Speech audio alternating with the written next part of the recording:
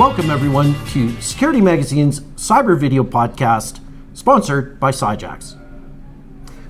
Today, on my right is Lisa Forte, and on my left is Philip Ingram, and we have a lot to talk about, don't we, Phil? Oh yeah, a hell of a lot to talk about. The world is quiet at the moment, so people are going to have to just put up with what we want to say. Well, we're going to kick it off with our first war, or as we're going to call it, the old war, which is Russia, Ukraine, back and forth over the territory grabbed in 2014, trying to right some historic wrongs. We're going to break it down into two sections. We're going to get an update from Phil on what exactly is happening on the ground, and then we're going to open this up and talk a little bit about the role that cyber's played in that conflict to date, but also think about what it may do in the future. So Phil, fill us in on where we're at. Well, on the ground, we have got two counteroffensives going on at the moment. The Russians have just launched a counteroffensive in the area of Advika. They've done that after receiving 1,000 container loads of ammunition and equipment from North Korea.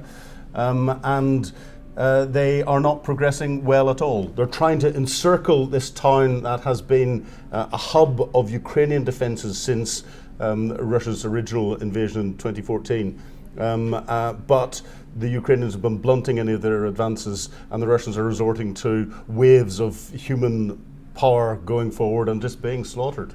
Meanwhile, the Ukrainians are continuing their counteroffensive around Bakhmut and are advancing slowly, and also down in the Zaporizhia Oblast, again advancing slowly as they try to get in and split that land bridge between Crimea and Russia.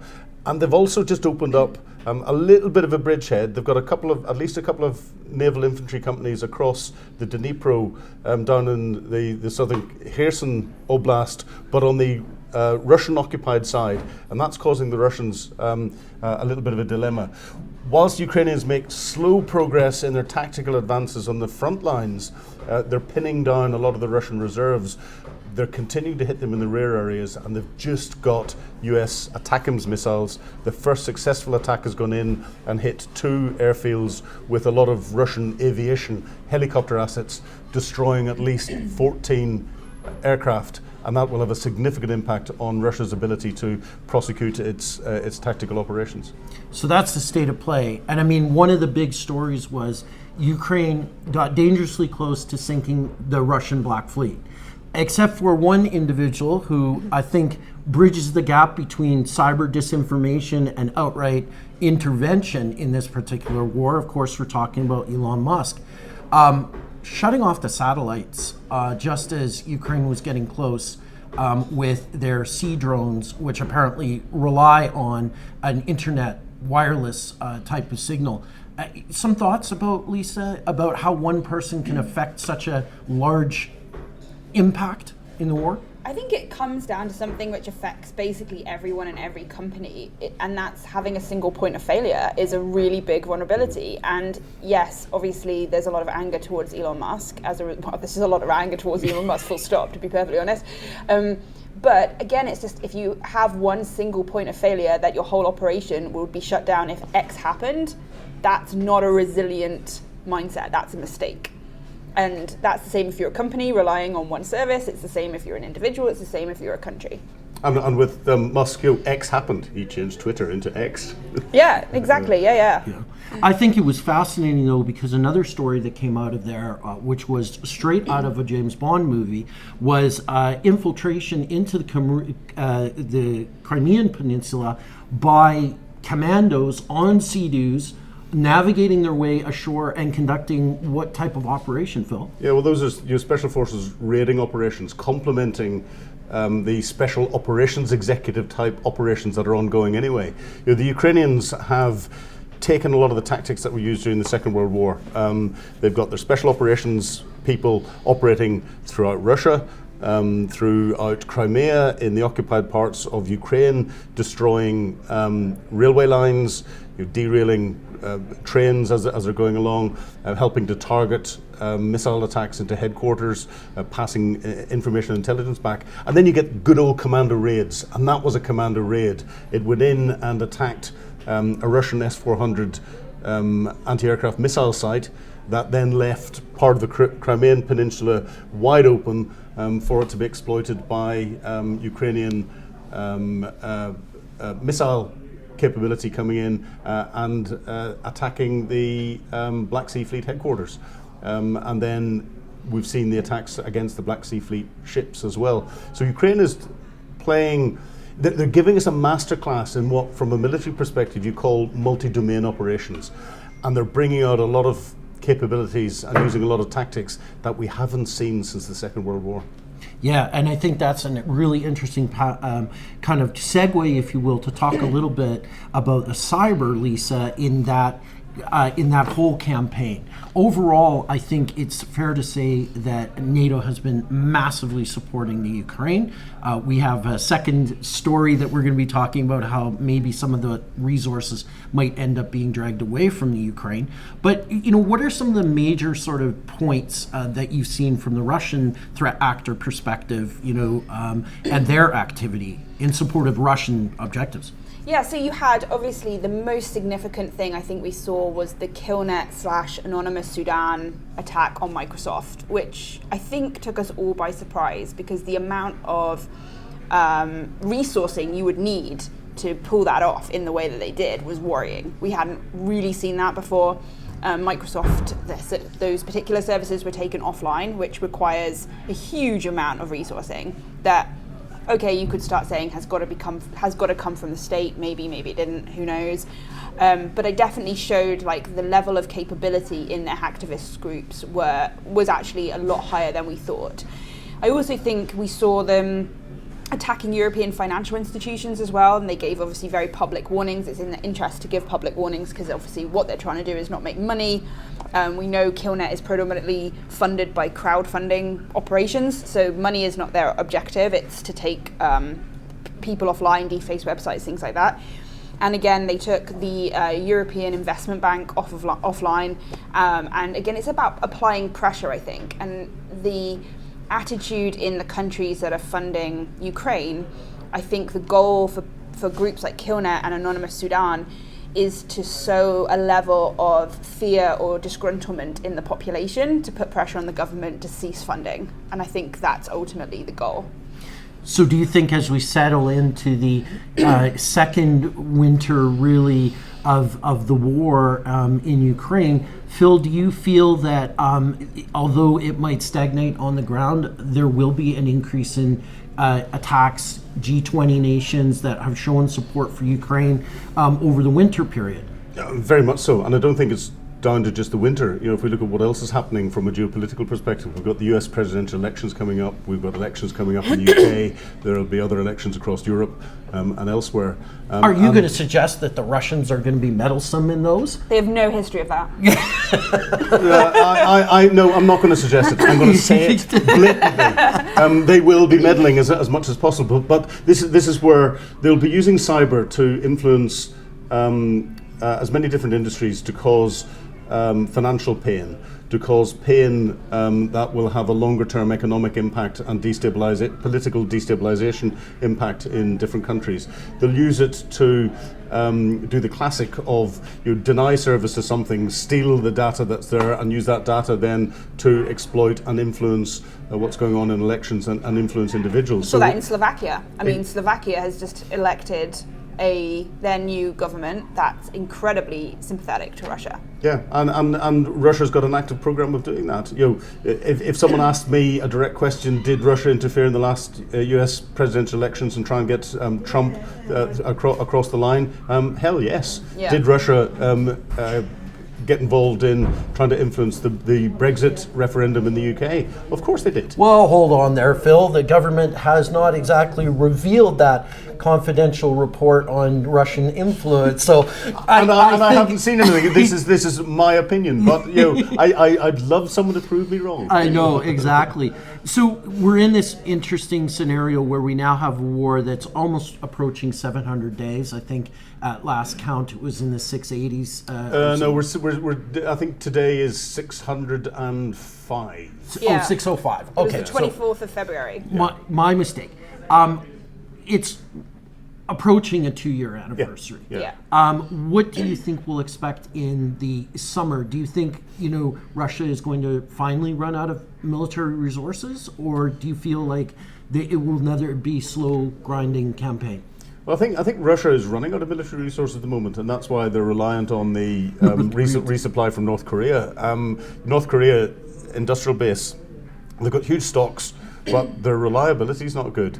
And as they start to manufacture more, their reliability is going to go downhill. I would not want to put a North Korean piece of ordnance into anything that I'm going to be standing beside when someone pulls the trigger or pulls the lanyard to make it go bang, because it's more likely to go bang in your own piece of equipment than it is whenever it's fired out the barrel. And that's an indication of just how bad a position Russia is in. So I think what the Ukrainians will do throughout the winter months is they'll continue and increase their special operations type activity. They'll increase the activity across Crimea. They'll increase their shipping operations in Russia's rear areas. And therefore we could see the Kerch Bridge attacked again. We'll see railway hubs attacked. We'll see airfields attacked again. And they've now got the wherewithal to do that with ATACMS complementing the Storm Shadow and the French equivalent, the Scalp missiles that are going in. There is nowhere that is out of range, nowhere inside the geographic areas of Ukraine that's been formally identified pre-2014 by the international community. There's nowhere that Ukraine cannot reach and influence now. That is significant. Russia will be scared. Complementing all of that, we will see a massive increase in Russia trying to carry out wider cyber operations and influence operations, not just hitting at the elections, but hitting at everything else that's going on across the globe. And of course, we've got another war that we're probably going to talk about. We're probably going to talk about I think that. also there's the announcement from Kazakhstan that happened this week. Which is significant. Which is really significant. And I know they've been a bit of a pain in Russia's side since the beginning of this. I remember the president making a statement saying that, this is a warning that Russia could come and invade Kazakhstan any moment, sort of thing. But to basically put a prohibition on 106, was it? Or 100, it was over 100 things. Different things. That involved resources that Russia needed from Kazakhstan that get manufactured in Kazakhstan.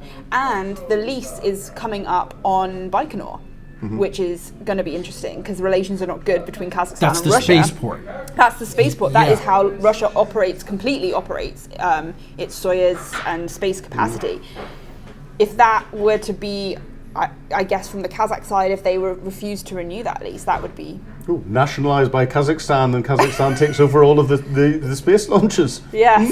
Elon Musk, you've got competition. It's interesting. I support that. Exactly. It's interesting to me to see a little bit of backbone from traditional allies of Russia, who I think, because they were sort of had that PTSD from the Cold War era, thought of Russia as being, this iron fist. Yeah, this. If we don't do what the Russians tell us to do, there is no option. Every sign is a Russian sign. I think now, because of the atrophy of the Russian sort of military, the fact that they're taking some 1960s, 1950s ordnance and putting it into military operations, do you think we'll see a trend of the stands, if you will, sort of backing away from Russia? Definitely. And when he called that meeting of the group of countries that would traditionally go, I can't remember what the group is called, but there's a group that's mainly Central Asia and then the Georgia, Azerbaijan region. Yeah. And many of them didn't attend, which was really significant. Azerbaijan has been a real pain in Russia's side. They immediately from the start of the war actually put a no-fly zone for all Russian military vehicles, which was a pain because they were getting loads of stuff from other areas in that region that would have to fly. Yeah, and they're kind of in the middle there. Yeah, and they were no, it's a no-go zone. So again, I think, like you said, they saw Russia as this sort of big protecting kind of force. Maybe a little bit of fear in that as well, and over-dependency. This happens, they realize they can do trade deals with Europe, they can do trade deals with China, they can do trade deals with other countries, India and other countries. Actually, we don't really need Russia as much as we thought. So I think their sphere of influence has contracted significantly. And the other thing, from a pure defence perspective, I think they've seen the vulnerabilities that there are in Russian kit. They all bought it beforehand. Russia has got a fantastic marketing capability, saying our kit does this and does the best and does the rest of it. The Russians can't even get their T-14 Amata tanks to get out and deploy inside Ukraine, and their modern T-90s that are supposed to be invulnerable to NLAW Block 1 are emulating the Soyuz spacecraft, but with their turrets taking off whenever an NLAW Block 1 hits the turret. And this is where people are realizing that actually there's a lot of bluff behind what they've been saying from a technical perspective and their quality standards and their industrial base. And I think the stands will now be looking at other suppliers for their defense equipment because they realize that actually they're really vulnerable by relying on Russian kit. Yeah. Within the region, though, I think one of the Russians' plans is going to be trying to destabilize as many sort of sympathetic Russian groups or governments in the region to take the pressure off. Yeah. Now, we're going to put a check mark in Russia because it turns out in the new war between Israel and Hamas, and arguably the Palestinian people themselves. That's we'll get into that. I disagree with that, but I think one of the fundamentals is that Russia has now realized that there's an opportunity to play a pretty major role in Middle East politics. So I think what we'll do is we'll get the quick synopsis from Phil, who I believe has been on television a few times talking about this very new war. Have I? Yes. Bring us up to speed on what's going on so far. Well, it's just coming up to 2 weeks from the horrendous Hamas terrorist attack into southern Israel that has killed, I think the death toll is up to 1,500 Israeli people and captured 199 individuals, where they've taken them back into Gaza as hostage. And the Hamas terrorists who went into Israel, a large proportion of those have been killed or have gone back into Gaza.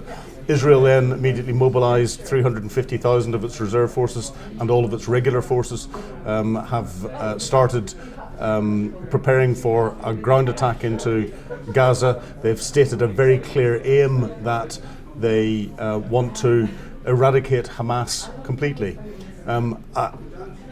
Aligned with this, they recognise that there's a polarisation, not just across the Middle East, but across the world, and that polarisation is causing other groups that are anti-Israeli to stand up, in particular Lebanese Hezbollah on the southern Lebanon border. So Israel has put a large proportion of its mobilised force and its regular force and heavy armour up in its northern border with Lebanon to try and dissuade Hezbollah coming in.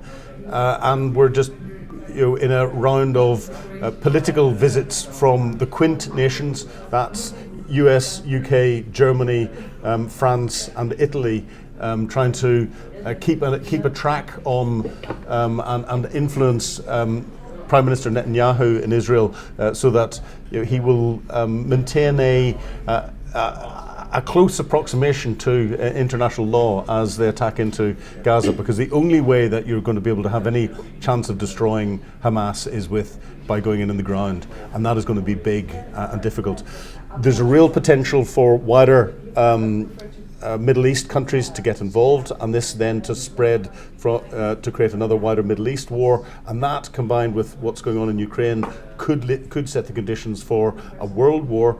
The US are so concerned about this that they have deployed not one but two carrier battle groups into the Eastern Mediterranean by way of a warning to other nations, effectively to say, do not get involved. Let Israel sort this out with Hamas. You stay back and do not get involved militarily, otherwise we've got a big stick and we'll come and hurt you very hard with it.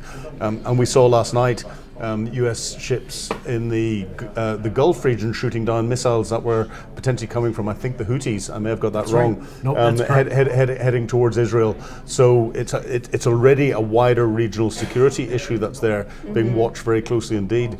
The coming few weeks are going to be very telling, but in the old doomsday clock towards global destruction, I would say if we were going to analyse it again today, it's clicked a few seconds closer to midnight.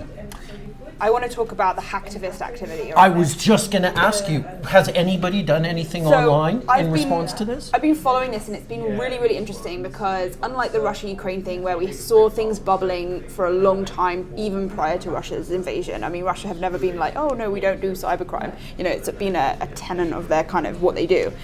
But this was really interesting because on the Saturday when the attack happened, when the Hamas attack happened, we saw pro-Palestinian groups, so hacktivist groups in Indonesia, I think the Moroccan Black Cyber Army, who are another hacktivist group based in Morocco, unsurprisingly, or poorly named, one or the other.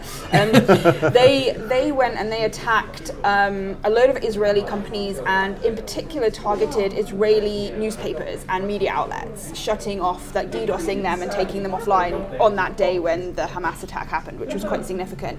Then the next day, we saw the Indian Cyber Force, who are a really big hacktivist group. They started attacking Palestinian organizations. They took offline telecoms, they took offline other businesses within Palestinian control.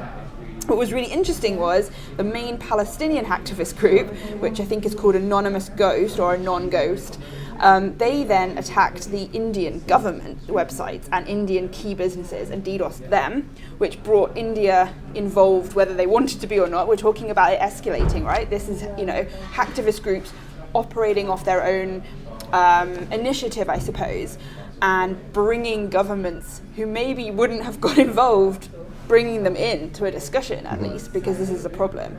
I think one of the most significant acts by hacktivists for me was the anonymous ghost attack on the Red Alert app, which is the Israeli missile alert app that people have. And they exploited a vulnerability in that, and they worked out that they could send fake warnings to Israeli citizens. So sending loads of those, and they were sending like nuclear bomb threats and stuff, which obviously eroded the level of trust that Israeli citizens had in that app and what they were reading, which... That's significant. Significant. And then, this is all in 2 weeks. We've seen Iranian groups such as Cyber Avengers, who are a big Iranian hacktivist group. They went after the Dorad power station, I think it was called, an Israeli power station anyway. And that action caused the Arvin Club, who are like hacktivist ransomware groups, to attack Iranian facilities. So as you can see, all these countries, these hacktivist groups, decide they're going to get involved and, influence the outcome, and that inevitably drags their governments into a conflict that they were not going to be involved in, off the bat at least. And it's really, really concerning. Yeah. So in the cybersphere, we've already got that escalation across the wider Middle East and bringing in other influences in the Middle East, which is extremely worrying. I think there's another bit that whenever they do the analysis of how Israel managed to miss the preparations that Hamas were doing for over a year, I think what you'll find is that Hamas understood Israel's ability to be influenced online and through communications and everything else, and will have had an active campaign of feeding Israel through means that they knew Israel was gathering from intelligence purposes what they thought Israel wanted to hear about Hamas not planning anything from a military perspective, concentrating on looking after things from a governmental perspective in Gaza and everything else, which is why Israeli intelligence effectively said, Gaza's fine, there's not a problem in there, the big problem is Hezbollah, and we'll concentrate on what's going on there. And that's where their intelligence machinery was focused, and it was reinforcing the groupthink that there will have been in Israeli intelligence. And that's where I think when this is all finished and they do the final analysis of what went wrong in the very beginning, you'll find that people's preconceptions were being reinforced quite deliberately by Hamas and by those that were backing Hamas, because I think this is bigger than their capability, and there'll have been a lot more planning going on through other different nations that's there, because it's too sophisticated. And I think can I just say, you touched upon the information and the influence operations, and I think one thing we've seen in this conflict, we have seen it a lot with Russia-Ukraine, but I think the level of misinformation being put out in this particular one is absolutely unprecedented. To the point where Elon Musk was called by the EU to say, you have to do something about this or we're going to fine the heck out of you. Yeah. And there was loads that came out. There was the ones that stick in my mind. There was the claim that Israel had just bombed an Orthodox church. And the video, if you haven't seen it, it's kind of a pulled out shot of Gaza. You can't really make out an awful lot. It's kind of grainy, it's not great, but you can see an explosion, right? You can't see what it hits, you can't really see the aftermath, you can't see any detail. But the caption says, oh my God, they just bombed a church. Bellingcat then looked at it, found the church's Facebook page, and the church had actually said, we haven't been bombed, like we're fine, like this hasn't happened. We're all good. But it kind of went viral. And then the other one that I thought was really interesting, there's this horrible clip of this young girl who's been burned alive, right? And this clip actually is traced back to Guatemala in 2015. It's been used in almost every single conflict since that point, and it was being used again in this particular conflict where people were sharing it, saying like that this girl had been burned alive and how horrible it was. It's correct. They haven't been manipulated. These videos are correct. Yeah. But they've been taken out of context and put into a different conflict. Yeah. And trying to manipulate people. And this is where the lesson that goes out to the general public, and it's something that the wider security community should do. We have to recognise that misinformation and disinformation is a security issue now, I would argue. And people have to rely on reliable sources, but they're not always reliable. We look at the headlines that came out after the attack on the explosion at the hospital in Gaza recently. That international press headlines turned around and said it was a result of an Israeli airstrike, basing that on a Hamas message on X/Twitter that came out within minutes of that explosion happening, and all the analysis afterwards tends to suggest that it was a missile that dropped short, being fired by the Islamic Jihad, the Palestinian Islamic Jihad, and the damage is consistent with a fire from propellant, not damage from a massive explosion.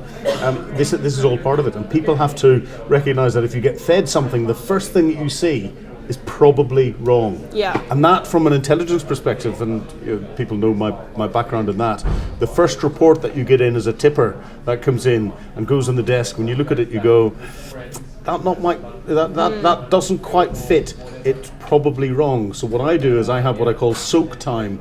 I put it in the pending tray, I go off and make a cup of tea, and I sit down and have my cup of tea and think about it again. And by the time I finish my cup of tea, there's usually another report that comes in and goes, you were right to be skeptical about that. Yeah. We need to look at other things and get your analysis. Instead of immediately reposting, re-putting out, and pushing that disinformation around, because you're part of the problem if you do that.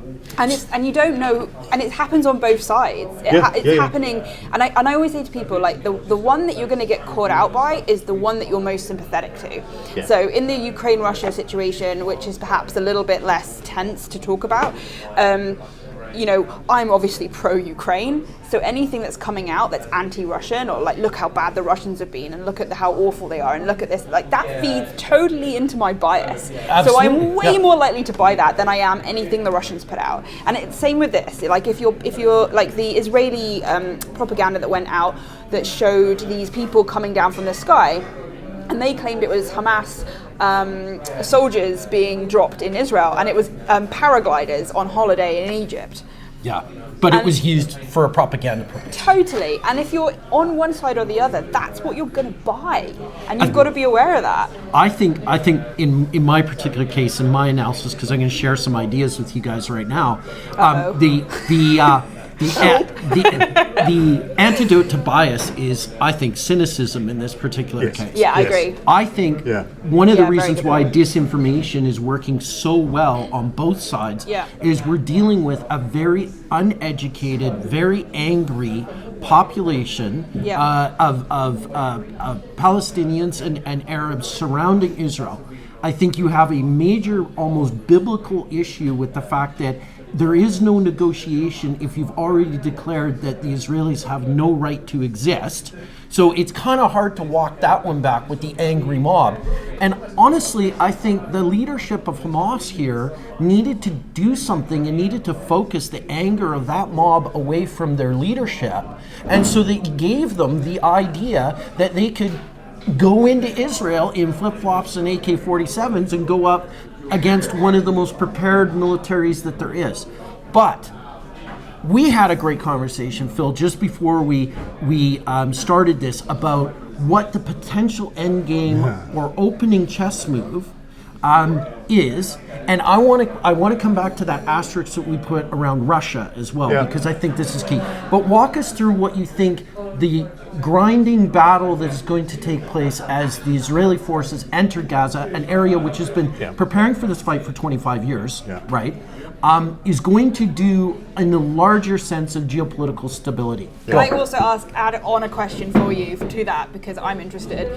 What are the challenges of a ground offensive in comparison to how they'd normally do? Let's go with that one first to give context to your. Well, I'm going to bring in something else first, because you talked about the polarization inside the Middle East countries. That's there. If you look at the polarization that's coming out into the West and other countries around the world, where you're getting demonstrations in support of the Palestinian people, which is quite right, but there are large proportions of people who don't understand that Hamas do not represent the Palestinian people. Correct. Hamas have terrorized the Palestinian people as much as they have terrorized the Israelis, and therefore this fight against Hamas is not a fight against the Palestinian people. Unfortunately, Hamas will use the Palestinian people, the people in the Gaza Strip, as human shields, and that's where a lot of the casualties come in. Hamas wants to see buildings being dropped and women and children being carried out, because that suits their purpose, and therefore will ensure that they are there as Israel attacks into legitimate military targets. That feeds the anger cycle. Which feeds the anger cycle. Now that anger cycle, and here's where I'll bring it into the Russian bit and all the rest of it, that anger cycle, has, as it's played out in Western countries, has got a greater potential to stimulate terrorist activity, like we saw with ISIS and homegrown in France and elsewhere. That will help refocus countries onto their counter-terrorism issues. That is the sort of thing that the likes of Vladimir Putin loves, because it's causing further disruption that is causing Western countries not to focus on and support Ukraine and what's going on there. And there's a bigger bit. But going back to both of your questions, because I'll answer those together. Israel won't have gone in the ground at the moment, because it's only 2 weeks since the terrorist attack. It takes a long time to get an army mobilized, get it equipped, even if it's permanently there, get it ready to go in and carry out a ground assault into somewhere where we know for the last 12 months Hamas has been preparing for this, so they will have prepared the conditions that they know where Israel is going to attack in through, and therefore Israel is attacking into a set ambush. It's already been put in there. And therefore it takes a long time to get your troops ready for that. And you're constantly balancing off that time of getting the preparation done against additional time that Hamas are using to get to understand what your plans are and increase their defences. And once you become the tipping point in that balance, that's when Israel will go in. 2 weeks would be the minimum. I'd say 3 to 4 weeks is a much better planning time for Israel to go in the ground. You have to set clear objectives. We haven't heard what the clear objectives are at the moment, apart from their end state is the total destruction of Hamas. That's going to be exceptionally difficult, if not impossible to do. You can't do it from the air, so you have to go in the ground to do it. And your Hamas... Sorry, why can't you do it from the air? I'm not from a military background, so I don't understand. Because the only way to do it from the air would be to effectively nuke and kill everyone. Okay. And even then, you're unlikely to kill everyone in Hamas, because a lot of the defences that Hamas have got are in the tunnel infrastructure that's under Gaza. Some of those tunnels are a couple of 100 feet deep, and therefore Hamas fighters will survive. They'll come up and get irradiated, but they still won't have been eliminated.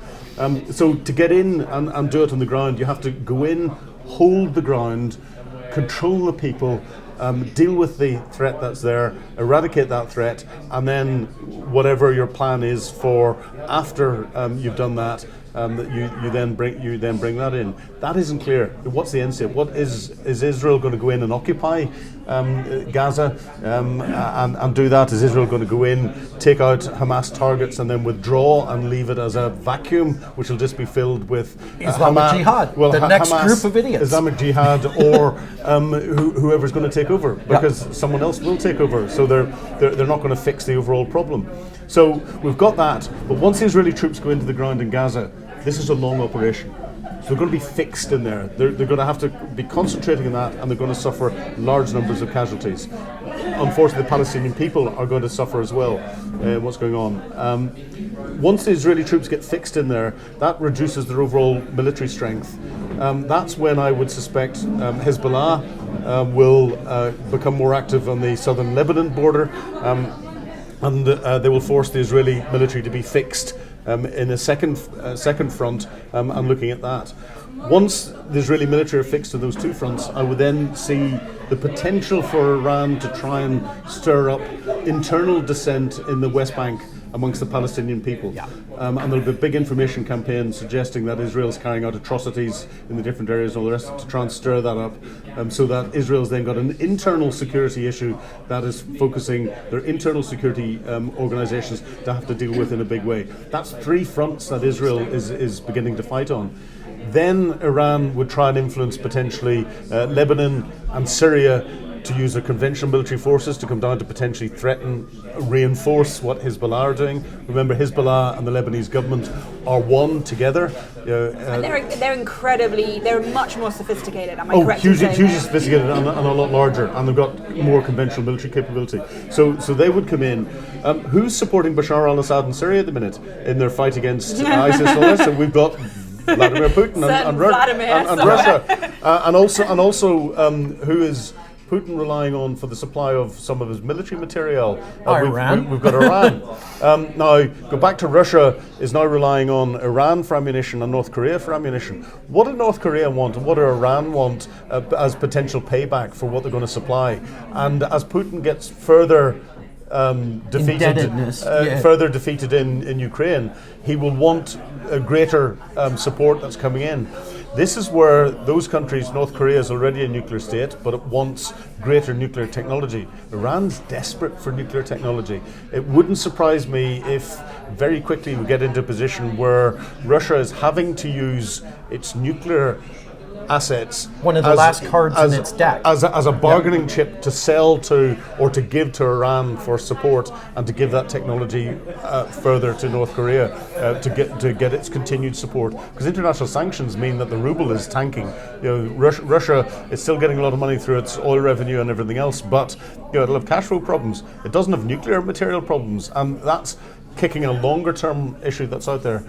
This is the sort of thing that would further destabilise what's going on in the Middle East enormously. And who have we got bridging Ukraine and bridging the Middle East? Vladimir Putin sitting there watching. I also think that this has another slight angle that's quite interesting. So Iran has a huge cyber capability, both at a national level and within their hacktivist APT groups, right? They're incredibly well funded and sophisticated, probably one of the best in the world.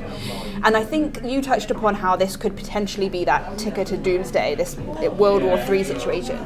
This could be the first time in history, if we had a world conflict, I think, where America is not immune to attack. Because traditionally, America has been way over here. Yeah.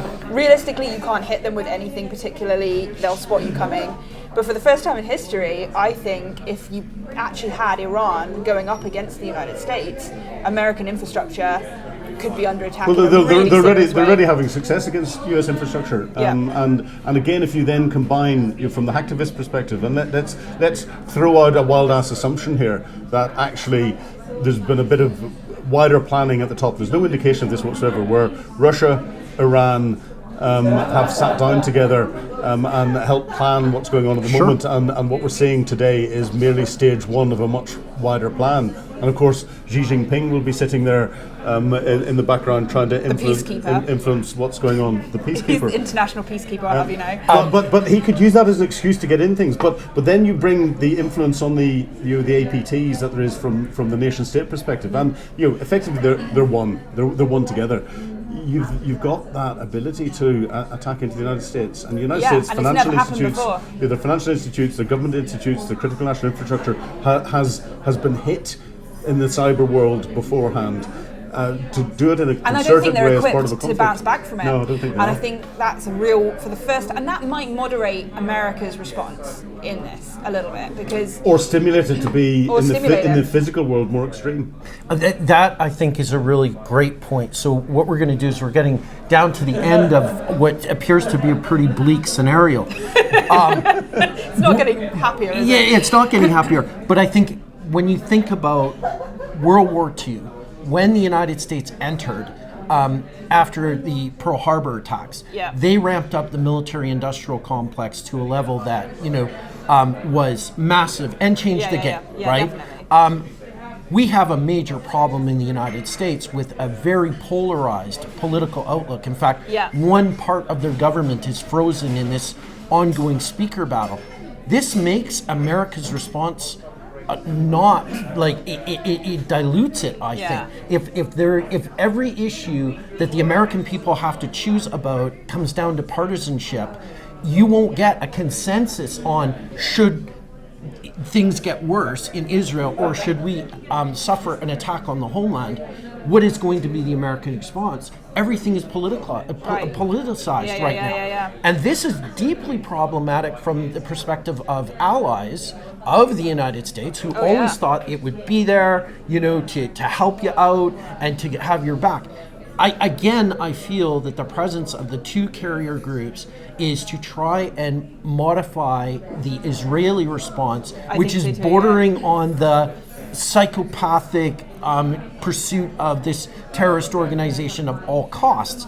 I think bringing in those 300,000 reservists or so is a huge hit to the Israeli GDP because those people won't be at work. They will Correct. be grinding it out on the ground. Yeah. We have the makings of an economic crisis on top of the other crises that we have. So I want to just kind of sum up now and say, Lisa, what are kind of the things that you're seeing in the hacktivist community over the short term, but also the longer term? Yeah, I think the hacktivist groups will become more active. I think the more politicized, the more misinformation stirs up this hate, as you were talking about, the more we will see them get involved. The more they will drag other countries, hopefully not countries we don't want involved. I think that will inevitably happen. I also think the other problem that we have is social media platforms across the board have had huge layoffs in the last couple of years. They have almost no ability, in my opinion, to vet content now. Yeah. And as a result, they are a free-for-all. And that is going to become a huge problem and then put pressure on governments to act in ways that perhaps are not diplomatic or are, maybe inflate the conflict. Phil, I'm gonna beg you to try and give us what does a good outcome look like? Can we get there?